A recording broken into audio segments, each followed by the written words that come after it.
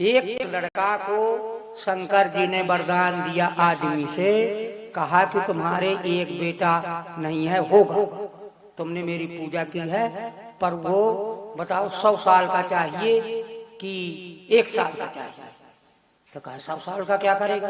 कहा 100 साल का जिस दिन पैदा होगा उसी दिन से तुम्हारा घर उजाड़ शुरू हो जाएगा। कहा 1 साल का? कहा जिस दिन पैदा होगा उसी दिन से तुम्हारे घर में खुशहाली पैदा हो जाएगी, खूब आनंद बचेगा। 1 साल का, 1 साल का ले लिए।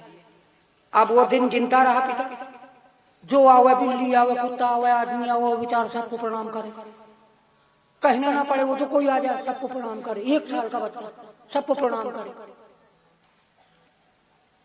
1 महीना रह गया, तब चले कि अब इनका जो है भंडारा गंगा के किनारे कराए,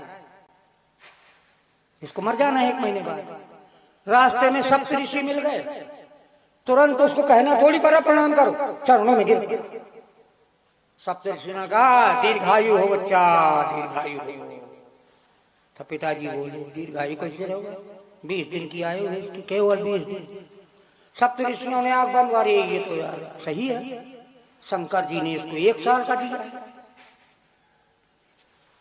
सप्तऋषि गए, माता पिता बेटा, कहा आंख बंद करो, आंख बंद किया, ब्रह्मा जी के पास पहुंच गए, जिसने दुनिया बनाई है, जिसको दुनिया बनाना है।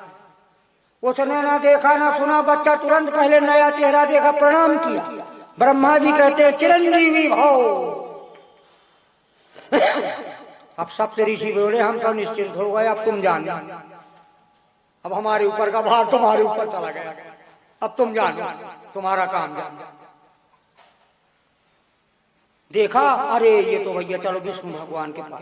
अब ब्रह्मा जी ने आंख बंद की, सप्तऋषियों ने, बेटा ने, माता पिता ने आंख बंद की, और आंख खोली तो विष्णु भगवान, और नया देखा तो फिर प्रणाम किया, और जैसे प्रणाम किया तो विष्णु भगवान कहते हैं जुग जुग जियो बेटा, जुग जुग जियो बेटा, जुग जुग जियो। अरे कहा शंकर जी का वरदान देखा, तो कैसे, अब तो ये 4 दिन रह गए।